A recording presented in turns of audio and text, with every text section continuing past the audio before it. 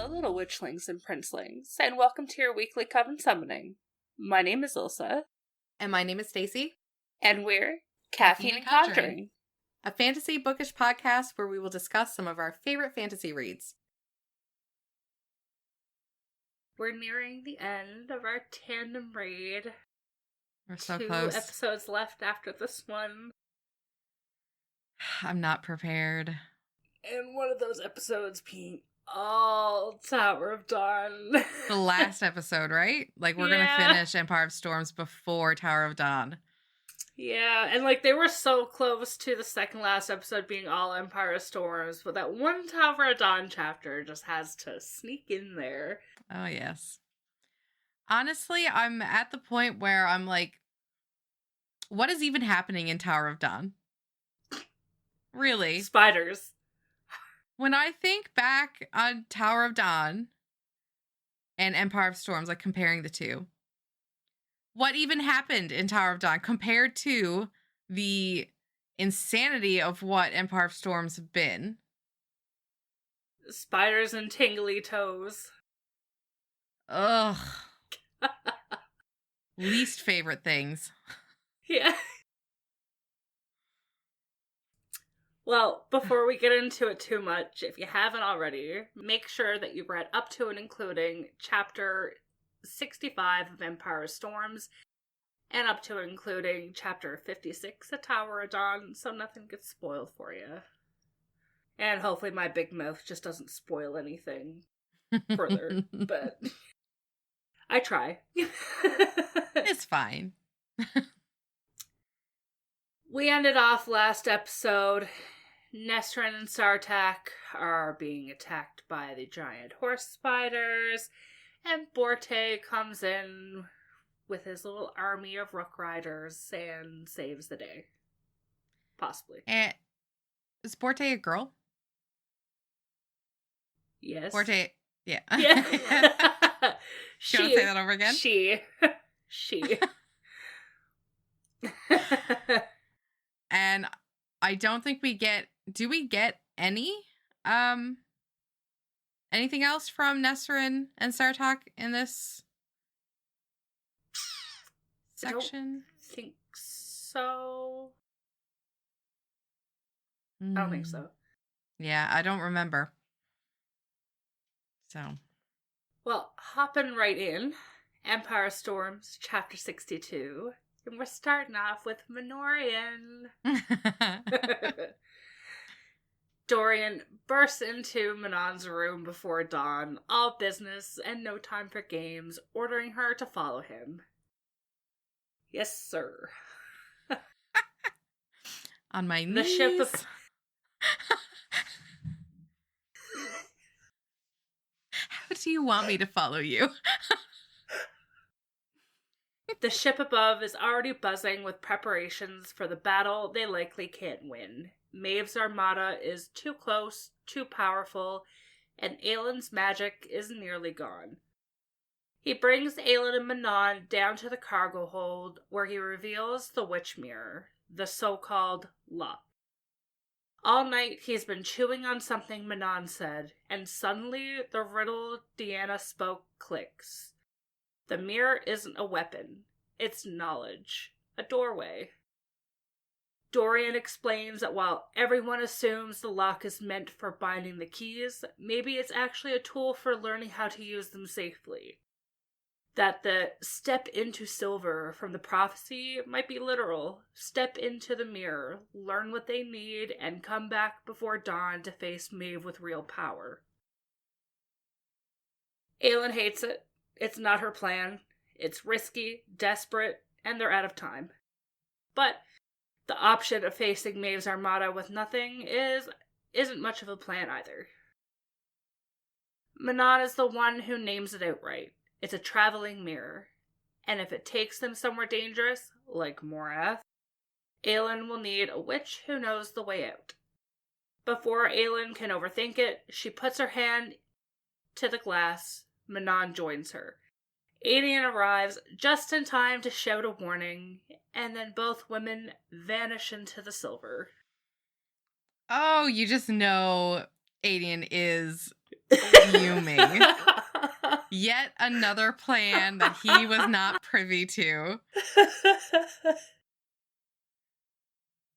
Poor guy. Oh, that scene just, like, I can just, like, imagine how that played out and how, like, pissed off Adian was going to be. Like, ugh. I know it's all, like, super serious and risky and there's, like, so much going on right now, but I still snickered so much at that when he was just like, oh, for fuck's sakes. So, chapter 63 of Empire of Storms. Alid watches the deck erupt into pandemonium as Adian's roar tears through the ship. Moments later, the truth breaks over them like a wave. Aelin and Manon stepped into the mirror and vanished. Dorian solved Deanna's riddle, and with dawn creeping up on them and Maeve's armada closing in, it was the only shot they had left. Down in the cargo hold, Adian tries and fails to force the mirror open. Rowan tries his magic, but nothing answers them. The fury in Adian simmers towards violence, and for once Dorian looks almost sorry. Until Rowan refuses to meet anyone's eyes. That's when the panic truly sets in. Back on deck, Alid tries to steady the room with the truth they're all avoiding. Aelin and Manon aren't coming back in time. They have to prepare for battle anyway. Adian snaps at her, raw and hurting, but she holds her ground, reminding him she searched just as long, feared just as deeply. Even Rowan looks hollow, rubbing his face like a male praying for a miracle. When Rowan finally speaks, the shift in him is instant. Soldier, general, prince. He lays it bare. Maeve knows her cadre is here. She'll use the blood oath the moment it will hurt the most, and suddenly the unbreakable warriors around him, Fenris, Gabriel, and Lorcan, look shaken in a way Alid has never seen. Fenris admits Maeve already punished them brutally for helping Rowan before. Lorcan, scarred and utterly resigned, quietly confirms he expects to pay for that again. Through all of this, Alid feels Lorcan's presence at her side, and the soft brush of his thumb on her hand says everything he can't. She realizes he hid Maeve's punishments, not out of loyalty, but to spare Rowan the guilt. Rowan turns grim, facing what's ahead. Even with their entire armada, their odds are terrible. Gabriel and Fenris choose to stand with him anyway, but Lorcan lays down one condition. Alid must be sent to shore and kept safe. Rowan agrees without hesitation. From there, Rowan positions everyone across the fleet. The cadre is placed far from Maeve's line of sight. He and Adian take the front. Beneath the waves, Lysandra waits as a sea dragon to tear into the enemy's hulls. Dawn breaks gold across the sails, and still no sign of Aelin. A rowboat approaches from Maeve's armada with a message demanding Aelin's surrender.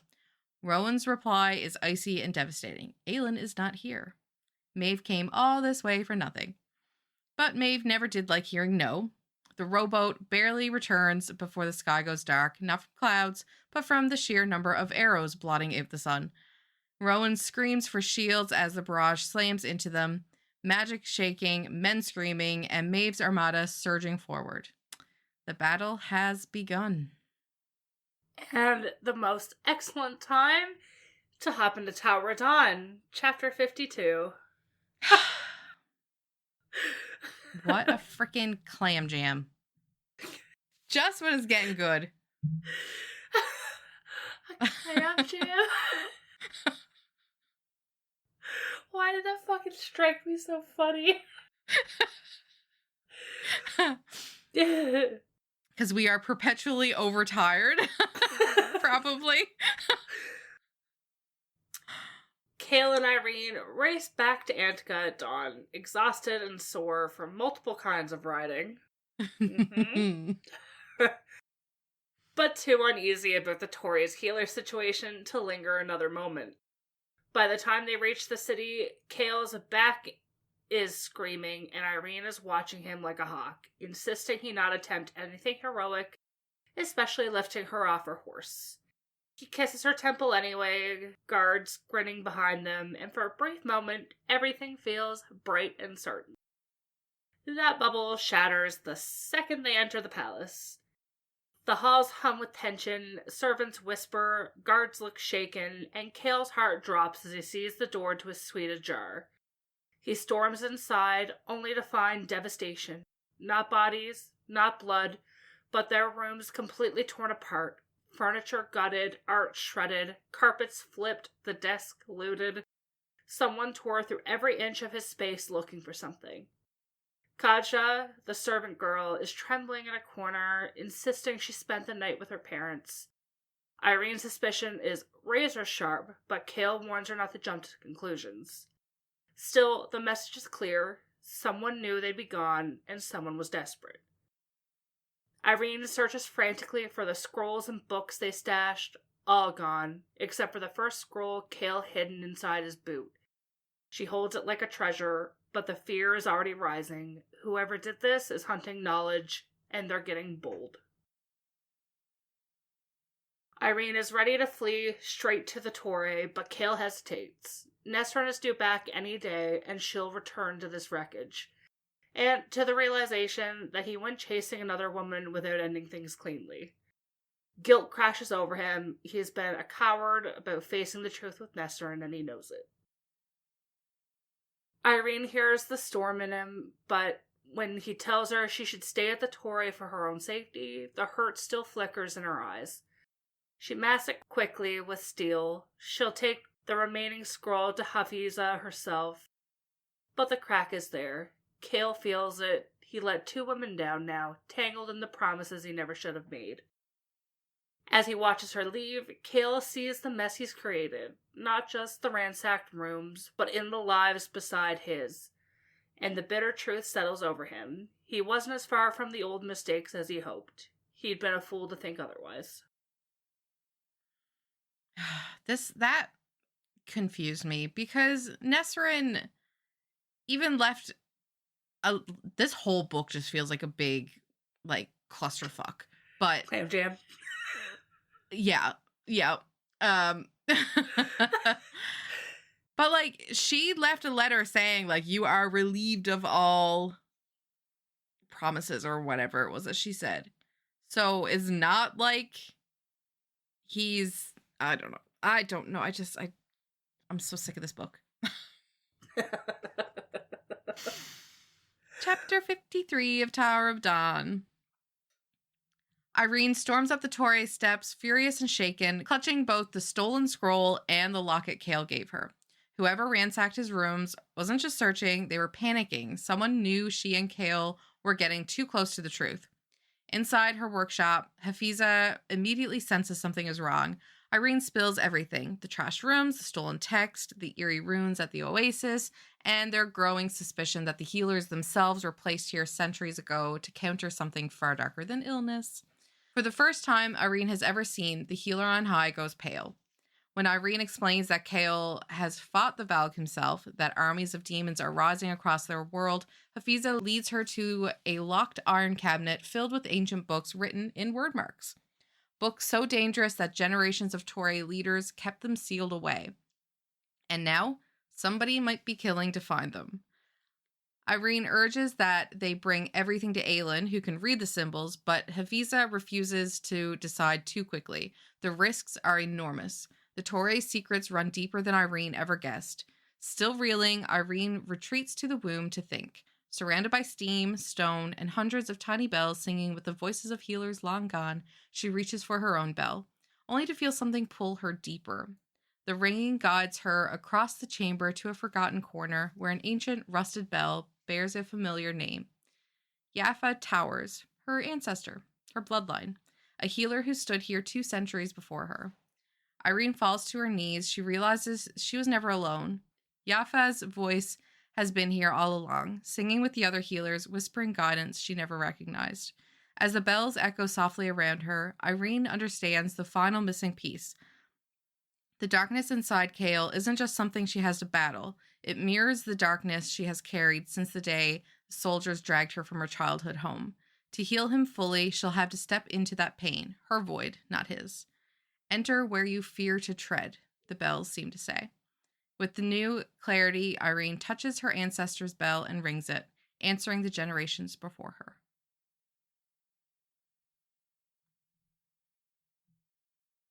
Back to the good but dark side, Empire Storms, Chapter 64. Aelin comes to in a place that barely feels real, a fog-drenched void where she doesn't even have a true body, just a sense of form. Manon, beside her, looks like a wraith carved from moonlight and iron. Neither knows where the mirror has taken them, but one thing is clear. This isn't the Locke Aelin imagined. There's no surge of power, no reaction to the word keys she brought, just silence and mist. Goldrin is the only spark of light here, its ruby flickering like a heartbeat in the gray. Manon orders that they stay close and quiet, and Aelin doesn't argue. The ground feels fragile underfoot, the air thick and watchful. Then the mist darkens, night sweeps over them, blinding, swallowing. When the light finally appears again, it isn't coming from the void, it's coming towards them. Figures form inside the glow, sharpening into color and shape. Aelin realizes 3 things instantly. The people before them can't see, hear, or scent them. Is a memory, one of 1,000 years ago. Elena Galathinius is kneeling in the middle of it, broken and bloodied. They watch as Elena works over a black obsidian sarcophagus carved with glowing word marks. At its center is the eye of Elena, the amulet Aelin has worn for years. With shaking hands, Elena twists it 3 times, the eye drops into her palm, and the sarcophagus locks itself shut. Manon whispers the only conclusion. Elena had the real Locke all along. And suddenly, the truth hits Aelin like a blade to the ribs. They weren't told the whole story. Well, duh. Ghosts never tell the whole story. No. They weren't even sent after the right object. Someone wanted them confused, misled. The scene plays on, the ancient memory unraveling around them, and Aelin knows whatever comes next is the truth she's been chasing since the beginning, even if it might destroy her. Okay, chapter 65 of Empire Storms. Aelin and Manon watch as the mist around them shifts into another vision, this one unfolding at the Obsidian Passes at the very dawn of the Ancient War. Elena Galathinius kneels before a newly formed obsidian sarcophagus, the lock's power spent, and Erewhon sealed inside. Gavin lies mangled behind her, barely alive after distracting the Dark King long enough for Elena to use the lock. But the victory is hollow. The gods themselves appear, vast, formless beings of light, storm, shadow, and flame, and they are furious. Elena has used the lock incorrectly. It wasn't meant to trap Erewhon. It was meant to send the gods and Erewhon back to their own world forever. Her father, Brannon, had been preparing for centuries to wield it properly, but Elena stole it, spent its one use, and doomed the world to fight this war again. When Elena begs for forgiveness, the gods demand a price. Mala's bloodline must pay. Her descendant, one chosen scion, will one day have to remake the lock with their own life. That future heir must be led to it by Elena herself. Gavin asks what she's promised, but Elena lies. She simply says the price will be paid later, even as the truth settles like a curse over the centuries to come. The vision shifts again, and now it's Nehemia, young, fierce, wandering the stone marshes in search of answers. Elena appears to her and explains the truth Nehemia had misread in the prophecies. Nehemia isn't the one who must use the lock. Mala's descendant is. The bloodlines of fire run through the Haviliards and the Galathinius' line, and those lines are converging in Ardalan. Aelin is alive, hidden under a different name, and Nehemia is told she must go north, enter the enemy's court, and be there when fate draws the two heirs together. But Elena also delivers the cost Nehemia didn't ask for.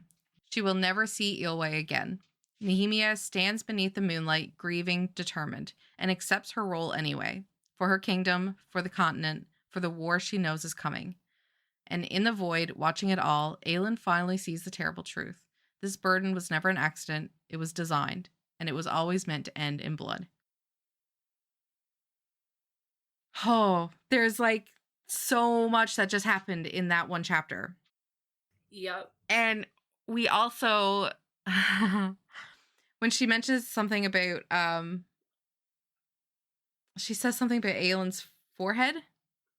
Yeah. And just instantly you got like right back to the very beginning when Nehemia's face like did a thing when she looked at Aelin or Selena at the time. I was just like, oh my god. And it was so nice to see Nehemia again. And the gods remind me of Crescent City. Interesting.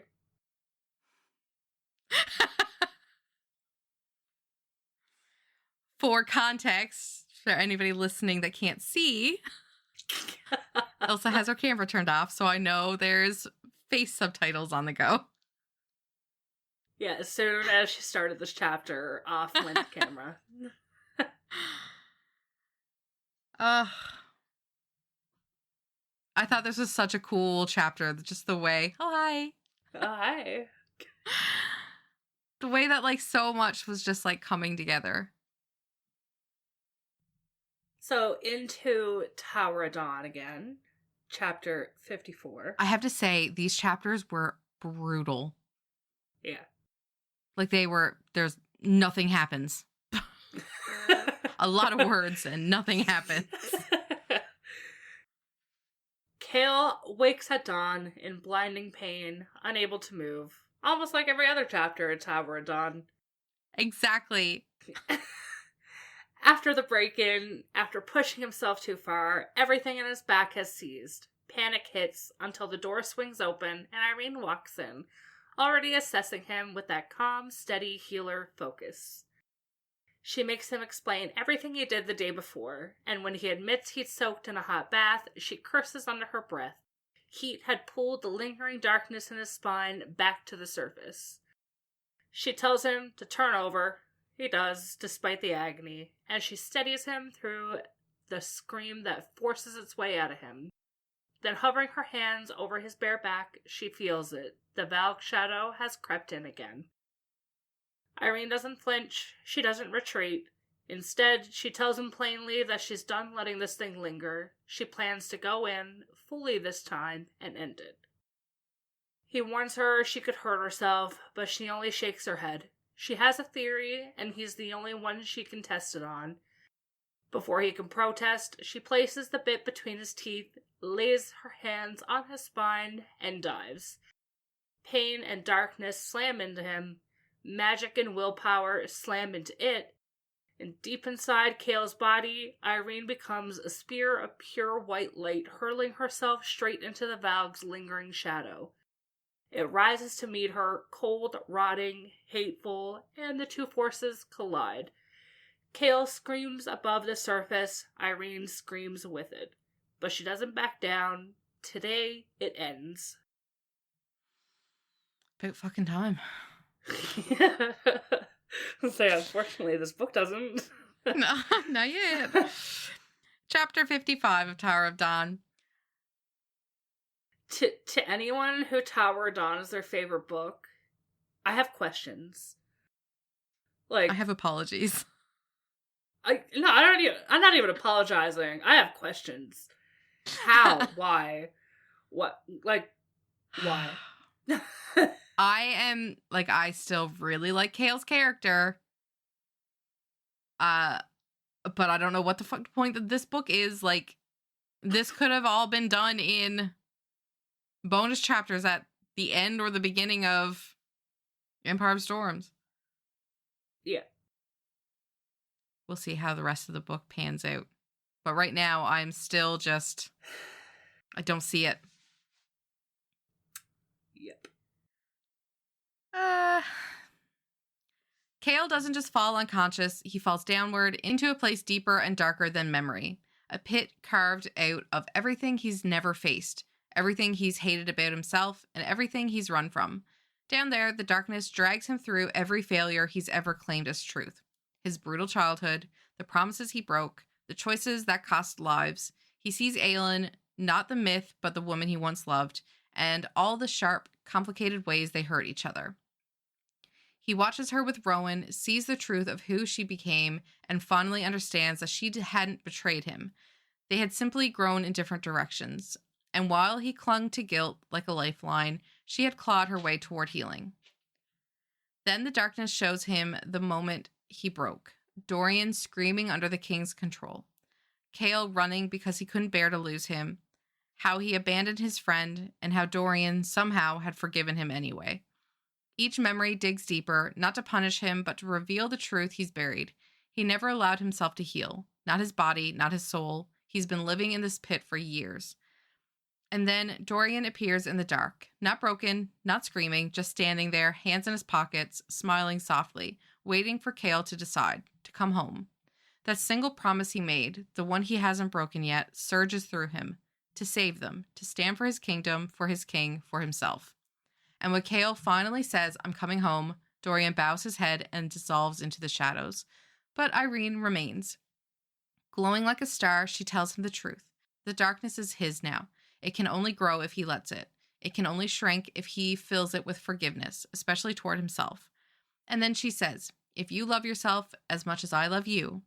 And that's what turns everything. The heartbeat he thought was gone kicks hard in his chest, like life pulling him upward. She reaches out her hand, promising him pain, yes, but only once more. Only to leave this place behind. And for the first time, Chaol chooses to rise. He stands, he faces the darkness that has shaped him and refuses to wear it. Then he takes Irene's hand, and together they climb back towards the light. That was so much for, nothing. Yeah. I get that chapter was, I did find it emotional, trying to put myself in Chaol's position, in his shoes. But I still, it's just, long. No. And I feel like we've already done that. Yeah. Every other time Irene went in. Yeah. So it's very repetitive at this point. Actually, at a much earlier point, it was very repetitive. Now it's just... beating a dead horse. Yeah. And chapter 56 of Tower of Dawn. The world comes rushing back in blaze of sensation, pain, joy, terror, relief. Every emotion he's ever known collides at once as the darkness makes one last grab for them. But Chaol doesn't flinch. He smiles at the dark. Not broken, reforged. And when the darkness sees him, really sees him, it softens, curling back into its pit like a wounded creature finally released. Irene hauls him upward in a burst of white gold light, and together they rocket towards the surface. Daylight hits, and Chaol feels nothing. No pain, no weakness, just strength. Liquid, effortless strength.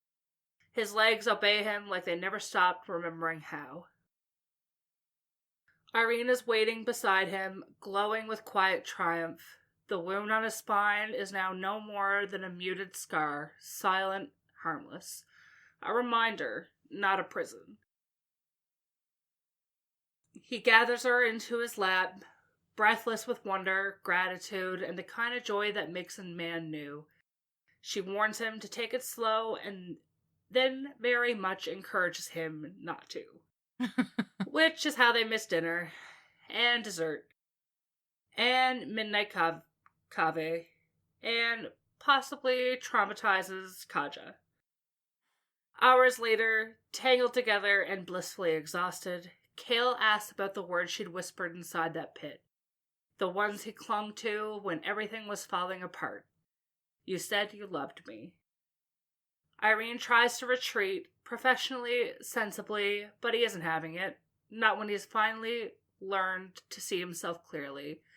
Not when she's the one who pulled him out of the dark. So she admits it, soft, terrified, true, and Chaol answers in kind. He tells her he loved her from the moment she looked past the chair, past the brokenness, and saw him. The man, not the wound. Her whole heart rises to meet his. And then, just as the future tries to creep in, Chaol gently sets the terms. He'll speak to Nesrin, honestly this time.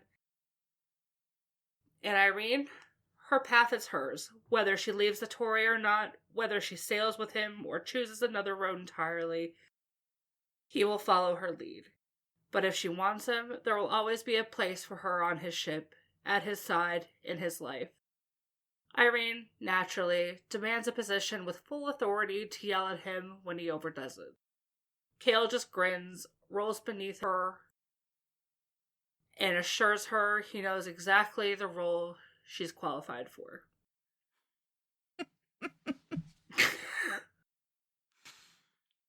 Could you be any more thrilled?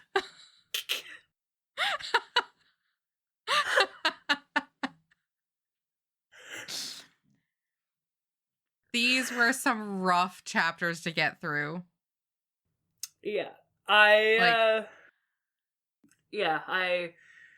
was forcing, like, I ended up just getting you to give me the audiobook, because I'm just like, I can't fucking do this right now. Yeah. It was really hard. It's like, I want to freshen my mind to record, so I don't want to just go off memory from reading it before. But I'm just like, between the new addiction to WoW, which, thank you, Stacey, and work being crazy and everything else, I was just like, I cannot push myself through these chapters right now. No. No, I do not blame you.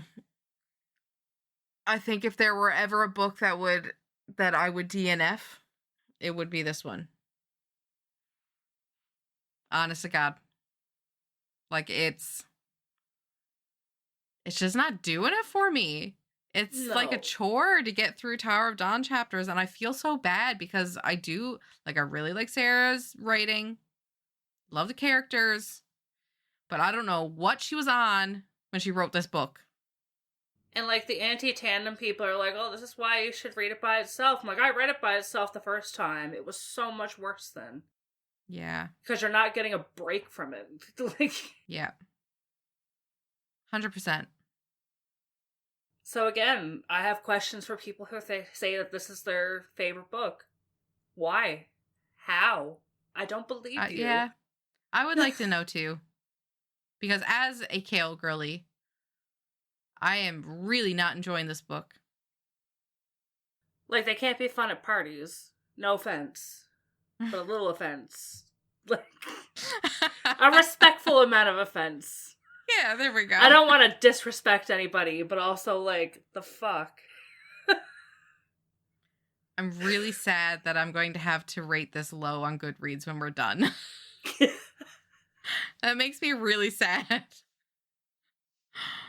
I'm like, at the beginning when you, like, fell for Cale really hard, I'm like, great. We'll get opposites kind of on the tandem, because she'll probably really like it, and that'll combat with my very much dislike of it, and didn't work out that way. That one up.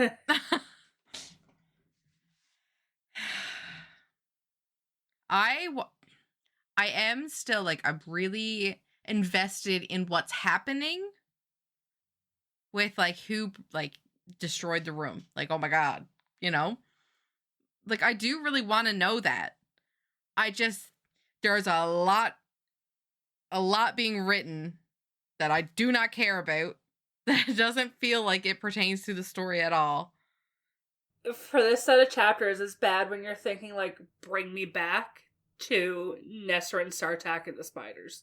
Mm-hmm. Oh, boy. Yeah. But, I mean, Empire Storms that fucking slaps. Yeah, and I was just gonna say, I have absolutely nothing to say about my thoughts on anything that happened in these chapters, and I will not be answering any questions. I honestly, I don't have, I mean, obviously I have questions, yes, but I don't have any questions to ask you anyways. Like, there's still, like, obviously a lot of questions that I have about what the hell is going to happen, what's, you know, who and what and how and where, and just a lot. But I don't know. There was a few lines you were reading in that chapter, and you kept going, and I'm like, I'm surprised she didn't stop and, like, don't Don't put your mouse down. Do not go back and look at it. Stacey! I don't even remember what chapter. But I was like, I had Who's to turn off my peeking? camera, because if she asks anything, like, we're done. Like, the spoilers are gonna come right out. Stop it. Listen, I don't think that critically. My brain is just not braining. It literally needs to be spelled out for me to pick up on shit. Well, when we get to what would be a possible resolution to the question I thought you would have, I will bring it up. Okay. That's fair. Yeah. Yeah, I want to know what has been slapping me in the face that I've haven't picked up on. I really wish that I kept, like, just, like, some handwritten notes of, like, different things that have been said, like, from the first episode on that we could bring up at the end. To be like, remember when you thought this? Or this? Oh, yeah. Remember when I had you thinking that the king might be a part of a love triangle? Oh my god. Oh. Yeah, that was a weird moment. The mortified look on your face when I brought his name into it. You were just like, what? Because I was not picturing a king that was hot enough for me to be okay with a love triangle.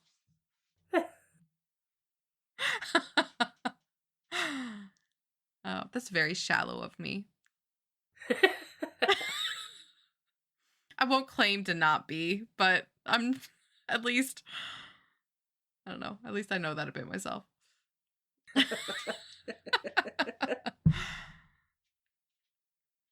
I think when we're all done this, it's going to be super cringy, but I feel like we need to record us reacting to episode 1. After everything that we know from the whole series, when we're done, to go back and do like a special episode of us, I don't know, annotating? Is that? Yeah. Making commentary on episode 1. Either episode 1 or the first review episode. Yeah. When you have, like, your thoughts for the future of the books. Mm-hmm. Yep, I think we need to do that. Okay. Are we ready to go play WoW? Yeah, I think so. I probably shouldn't, because I'm already not at a mental capacity to edit, and I still have to edit tonight. But, oh, jeez. Yeah, I'm down for WoW. On the plus side, it's only like 40 minutes. Yeah, if you hear anything that you're not supposed to hear in the background, something didn't get edited out properly, no, you didn't. Yeah. No, you didn't. You didn't hear shit. Yeah, it's okay. It's totally fine. Actually, there's probably quite a bit of Luna walking around behind me and like making noises. Yeah. So until next week, when it's our almost full episode of Empire of Storms. Yeah. It's crazy. We have 2 episodes left and there's still 15 chapters of Tower of Dawn. Are we finishing Empire of Storms next week? So we're finishing Empire of Storms next Tuesday. Oh. Oh.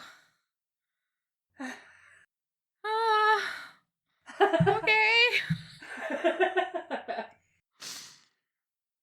Crazy. Yeah. I'm not ready for that. Holy crap. Crazy. Well, until next week and the conclusion of Empire of Storms. Bye. Doodles. And with that, our coven summoning comes to a close. Don't forget to hit the subscribe button on Spotify or Apple Podcasts. And follow Caffeine and Conjuring on Instagram and TikTok to stay up to date on our journey through Throne of Glass. Chapter, hear the call. Adventure